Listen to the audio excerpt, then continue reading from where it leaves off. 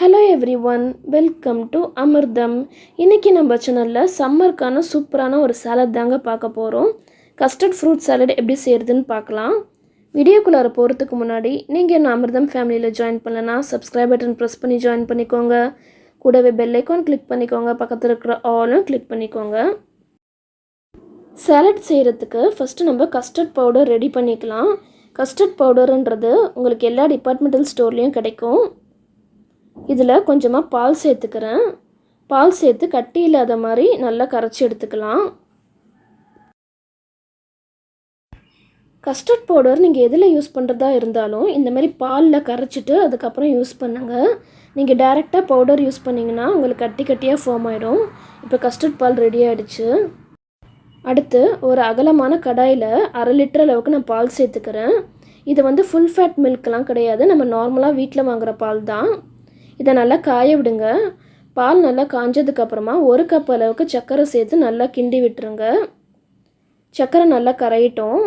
பால் வந்து நமக்கு பாதி அளவுக்கு சுண்டி வரணும், அது வரைக்கும் வெயிட் பண்ணுங்க.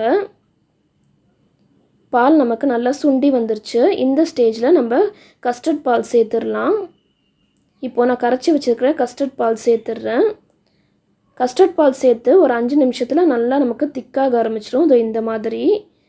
இந்த ஸ்டேஜில் நம்ம ஸ்டவ் ஆஃப் பண்ணிவிட்டு ஃபுல்லாக இந்த பாலை ஆற விட்டுடலாம். கஸ்டர்ட் பால் நம்ம கடாயில் சேர்த்ததுலேருந்து கைவிடாமல் கிண்டிக்கிட்டே இருக்கணும், இல்லைனா கண்டிப்பாக நமக்கு அடிப்பிடிச்சிரும். இப்போ ஓரளவுக்கு சூடு ஆறியிருக்கு. இதை இன்னும் கொஞ்சம் ஆற விட்டுட்டு நான் வந்து கிண்ணத்துக்கு மாற்றி எடுத்துடுறேன். இதை நல்லா வடிகட்டி கிண்ணத்துக்கு மாற்றிருக்கேன். இதை 3 மணி நேரம் ஃப்ரிட்ஜில் வச்சிடலாம். இப்போது கொஞ்சமாக ஜவ்வரிசி நான் தண்ணியில் ஊற போட்டிருக்கேங்க. இன்னொரு பவுலில் கொஞ்சமாக சப்ஜா சீட் சேர்த்துருக்கேன். இதையும் தண்ணி போட்டு நல்லா ஒரு 10 நிமிஷத்துக்கு ஊற போட்டுடலாம். இதை ஊற வச்சிங்கன்னா கொஞ்சம் நேரத்தில் நமக்கு நல்லா உப்பி வந்துடும். நமக்கு சாலட் செய்கிறதுக்கு ஈஸியாக இருக்கும். இதெல்லாம் ஊறட்டும். இப்போது ஒரு சாஸ் பேனில் கொஞ்சமாக தண்ணி சேர்த்துக்கோங்க. இது கூடவே ஊற வச்சுருந்த ஜவ்வரிசி சேர்த்து கொஞ்ச நேரம் வேக விட்டுடலாம். ஜவ்வரிசி வந்து நமக்கு கலர் நல்லா டிரான்ஸ்பரண்ட்டாக மாறணும், அது வரைக்கும் வேக விடுங்க. இப்போது சப்ஜா விதைகள் நமக்கு எப்படி இருக்குன்னு பார்த்துடலாம். பாருங்கள், நமக்கு 10 நிமிஷத்தில் என்னென்ன உப்பி பெருசாக வந்திருக்கு. இதுதாங்க கரெக்டான பக்குவம். இந்த ஸ்டேஜில் நமக்கு சாலட் செய்கிறதுக்கு கரெக்டாக இருக்கும். இப்போது ஜவ்வரிசி நமக்கு ரெடி ஆகிடுச்சு. இதை வடிகட்டிட்டு சில்லுன்னு இருக்கிற தண்ணியில் ஒரு வாட்டி வாஷ் பண்ணிடுங்க. இப்போ எல்லாம் நமக்கு ரெடியாக இருக்குது. இப்போ நம்ம எல்லாத்தையும் அசம்பிள் பண்ணிடலாம். இதுக்கு நான் ஒரு ஐஸ்கிரீம் பவுல் ஒன்று எடுத்திருக்கேன். இதில் நம்ம ஒன்று ஒன்று அசம்பிள் பண்ணிடலாம். ஃபஸ்ட்டு நான் வந்து சப்ஜா விதைகள் சேர்த்துடுறேன். இது வந்து ஒரு 3 ஸ்பூன் அளவுக்கு சேர்த்தா போதும். சப்ஜா விதைகள் சேர்த்தாச்சு. இது கூடவே நம்ம வேக வச்சு எடுத்த ஜவ்வரிசி சேர்த்துடலாம்.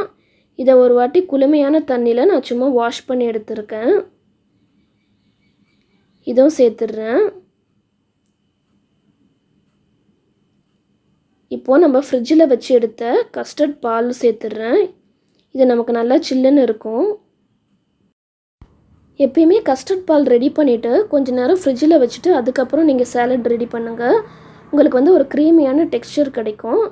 இது வந்து சாலடுக்கு ஒரு சூப்பரான கன்சிஸ்டன்சி. இப்போது பால் சேர்த்தாச்சு. இதுக்கு மேலே பழங்கள்லாம் சேர்த்துடலாம். நான் இன்றைக்கி நாட்டு பழங்கள் மட்டும் யூஸ் பண்ணுறேன். பப்பாளியும் வாழைப்பழம் மட்டும் சேர்க்குறேன். உங்களுக்கு எந்தெந்த பழங்கள்லாம் வேணுமோ நீங்கள் அந்தந்த பழங்கள்லாம் சேர்த்துக்கலாம்.